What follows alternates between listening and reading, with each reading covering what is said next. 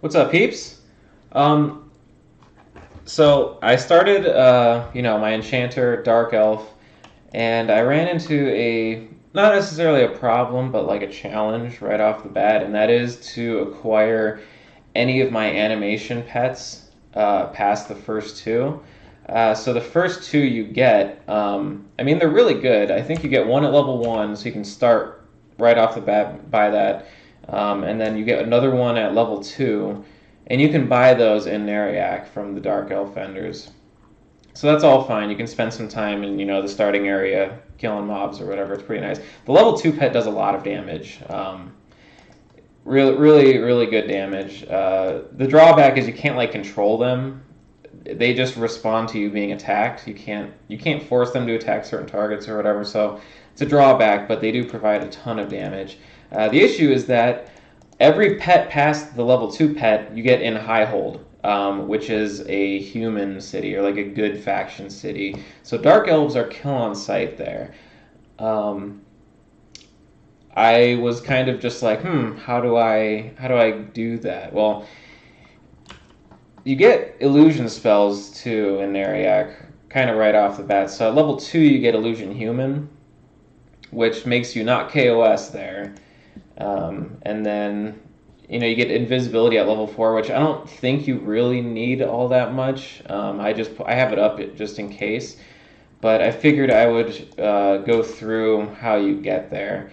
Now, I recommend, if you're just starting out, you don't have any chronos, you don't have any platinum or anything like that, what I recommend is in this starting area, killing decaying skeletons and spiderlings, like as many as you possibly can. Hoard the bone chips and the spiderling silk, and then the next zone over, there's the common lands. Sell those, they usually go for like a plat each. So, by the time I hit level 7, which was the level that I needed to get my next pet at, I had like 150 bone chips and like, I don't know, 100 spiderling silks or whatever. So that was 250 plat I got right off the bat. So what I spent my money on was Spirit of Wolf potions. So I would buy a handful, maybe like 3 or 4 stacks, and also I would recommend buying. Whoops! I would recommend buying these things, reinforced medicine bags. They're like 30 to 35 plat, but they're 10-slot giant, 10% weight reduction bags. They're just good bags to start out with. Anyway, so bought one of those. Bought some Spirit of Wolf potions. Got my spells up to date, and then it was time for me to make my journey to High Hold. So what I'm going to do, I'm at Neriak right now. This might take a little bit of time, but, it's worth it. I think what I'll probably do is, since I'm not that good at editing, it's just going to be one long continuous video. I'll probably make some timestamps in the description of the video at, like, I don't know, pivotal moments or whatever. Like, I think it'll be like the run from here to Kithicore, which is the zone right outside High Hold.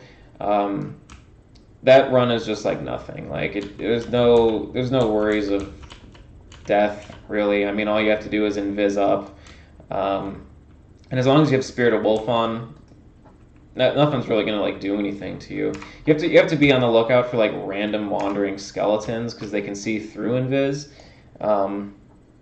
But aside from that, like I didn't have a problem making it there. In fact, I didn't have a problem at all doing this. So it was just, I was kind of like browsing the internet trying to figure out, oh, like how do I get all of the rest of my pets, right? So anyway, just gonna make my way to Common Lands. Obviously, another good tip in case you're unaware.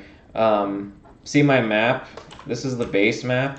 This is what the game comes with, right? There's like, I don't know, nothing really on it. But you can go onto just Google Brewall, like Brewall maps, and download those and follow the instructions. Put them into your, EQ folder for, it'll tell you where to put the maps.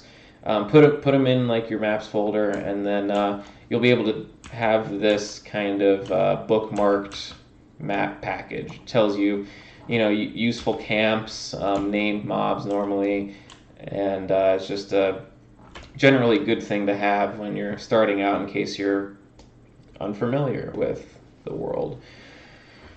So I guess while I'm just running there, I'll touch on lightly how I've been enjoying this latest server.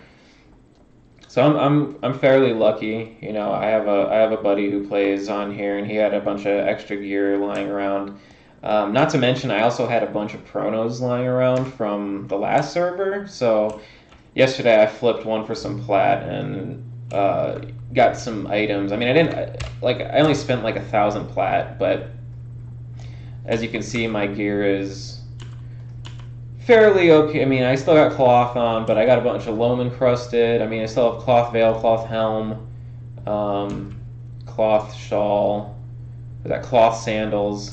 The rest of it's all kind of like loam encrusted, and then some other random pieces. But I also got this Smoldering brand.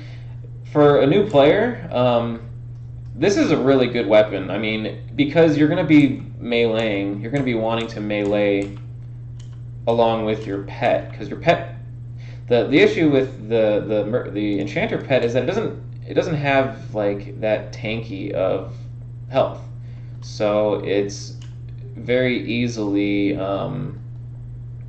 killed. So you kind of want to be that tank and let it kind of provide the DPS in the background. And I mean, it will out DPS you, it will out damage you like nothing, but it will die like nothing as well. So you got to keep that in mind when you're playing. But yeah, so what I spent my money on yesterday was got everything, and then what I bought with the 1,000 plat was I got a Stein of Mogok for my offhand, 10 int, 10 health, and then like 3 charges of light healing, which I don't know if I'll ever use it, but in a pinch, I'm going to use it. I don't want to die. I'd rather not die. And then I bought 2 Platinum Fire wedding rings, which were awesome. I got them for like, I think it was 200 plat each. And these things, I like, amazing. 5 AC, 55 health. This will help pad your health when you are, leveling up. When you're sitting there taking the damage from all these mobs and your pet's wailing away. It's perfect. It's perfect. Now, I did have the option of going with the health, mana, and endurance earrings, but they were just too expensive. They were like 2K, or I don't know. There was some massive number that I wasn't really ready to throw down because I'm not int capped. Really health and mana, the raw numbers help a lot when you're capped for int. So I figured I would just go with 2 strength, 4 int earrings, and they were like 150 plat each. So pretty respectable purchases to kind of like try to gear out the remaining slots that I didn't have from my buddy giving me his side loot. So yeah, I know I went in it in the last video I put out, but int and stamina are like the 2 stats that you really want to go for when you're starting out. Stamina gives you more health so that you can take a beating. Int gives you mana. So oh god, hopefully that guy doesn't attack me. So yeah, so here I am. This is where I came from, all the way over here on the right. So if you pull up the map, next closest is on the northeast, Kithicore is on the northwest. So zoning into Kithicore now. Kithicore is dangerous, especially, I mean, I'm level 11 right now, still probably would get crushed if anything was able to catch up to me and wail on me. So gotta be safe. And depending on what time of day it is, I'm not sure the time. You'll have to. I know this is dumb, having a guide about how to get there, but during the day it's live, and during the night it's undead. So I went there at night. It was undead, so it's probably more dangerous because undead see through invis.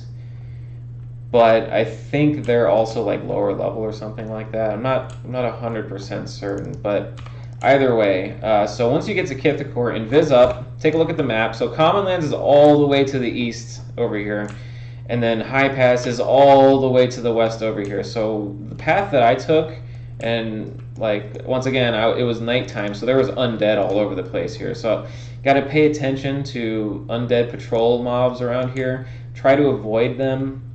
I did aggro a couple, but since I had Spirit of Wolf, they didn't. Just try to make sure if they aggro you to skirt around them so they don't connect with you. The last thing you want to have happen is get stunned, and yeah, I mean that it could end you, you know, because they were conning red to me. They were like level 34 or 35 or something like that. So, I mean, as I said, I aggroed a couple of them. They didn't kill me because I was too fast, but they were level 35, so they could have easily just crushed me.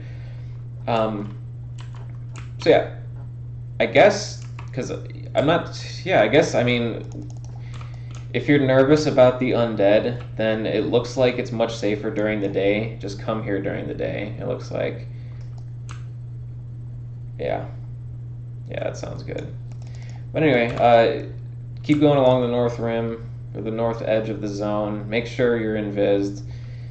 These things are level 2, level 1, or whatever, so it's not that big of a deal. Wow, yeah, so definitely come here during the day. Would you rather have level 2s that don't see through invis, or would you rather have level 35s undead that can see through invis? Like, looks like I made the first journey of mine hard on myself. Like, wow. All right, so we're almost there. I'm gonna probably cut across. You can see here I'm kind of cutting across, since I think during the day it's safe. If not, I would just keep following the wall. Maybe cut across over there. Yeah, wow, all this stuff is super low level. Yeah, so yeah, cut across here. You might even be able to take the road. I don't know. I wouldn't recommend it, since if there are like guard patrollers or anything like that and you lose invis, it's not, you're not going to be saving that much time by cutting through the middle of the zone. So yeah, almost there. But yeah, so anyway, sorry, I was getting into how much fun I've been having on this server. Like, I haven't been able to group yet, but I have been able to hit a level 11 in like a week, and that's playing a little bit after work. Like, the issue is that I haven't had time to sit down and group. I've only had like an hour or something. So I didn't want to spend it running to a group, but I'm planning this, since it's the weekend now, I'm planning on grouping up and getting some levels done, because that sounds awesome. All right, zoning into Highpass now. This is where it gets kind of fun, because this is kind of maze-like. This is kind of amazing. Lol.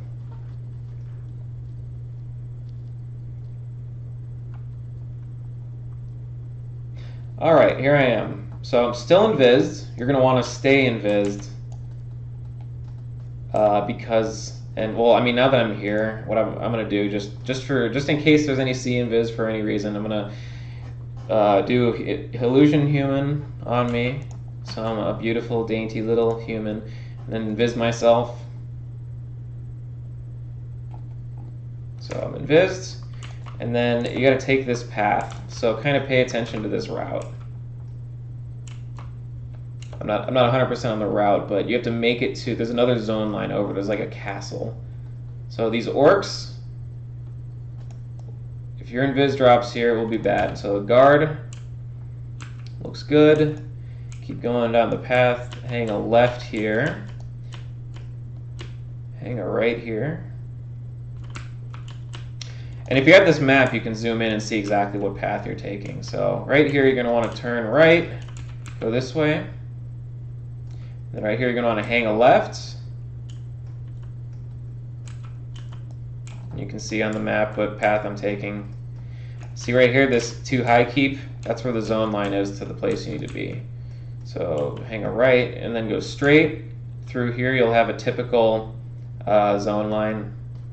So straight, and then obviously right here is the zone line. So zone in. And now when you zone, this is another important thing about invis, especially in Highpass, is the illusion, or human illusion, will fall off in between zone lines. So you'll be invised, but as soon as you zone, don't even move. Just reapply illusion human. Okay, because you're KOS now once you've zoned in. Put that on, put invis back up, just in case. You know, I like to be safe since the journey is so long. And then pull map back up. This is kind of tricky because the map gets really cluttered. It's like a big mass of NPCs and layers and stuff like that. So I'm gonna zoom in and then just kind of follow the path. Maybe I'll put this over here. So the path is straight. Then you're going to go around this like center thing here. Straight. I think it's, yeah, straight. Then you have to go left here, straight, and then right here in the first doorway. First doorway, into this door, through this next room, boom, here it is. Tarn Visselin. This is the guy. Now right click on him, you appear, but since you're human, all good. Boom, all of the animations. Now I have the level 7 and the level 9 ones learned, but here they all are. I bought all, like I had like maybe 100 plat left over. I forget how much plat I had left over before I bought the chrono, or before I bought the platinum with the chrono that I had. And I was able to buy like all the way up to like level 41, I think. But either way, if you bring enough gold, you'll be able to buy, or if you bring enough platinum, you'll be able to buy all of these spells, and that's what I did, man. Like, see, animation, animation, animation, animation, animation. So yeah, that's how you do that. Really not that hard. I thought it was going to be a lot harder than it was, but when you have Spirit of Wolf potion, it's really sick. And wow, you know, now that I look at it, it didn't take that long either. Maybe like 15 minutes tops. So it's well worth it. The pet says they level up. Like my last one, or the one I have currently, level 9 one. It's really, really good. It like will double for 18, and it bashes and kicks, I think, too. So it's really sick. Well worth the time. So now that I've gotten my spells, just gate out. Boom. All done. So I'm gating back to Neriak, or Nectalos Forest. So yeah, I hope this was useful. Hopefully, once again, as I get some groups and stuff like that, I'll put out some group videos to kind of show how to mez and, you know, keep charms up and stuff like that. Because level 11 is the first charm that you get. I don't know how worthwhile it is because mobs don't have like any health early on, but later on charming is really important. Anywho, it was a pleasure. Peace out.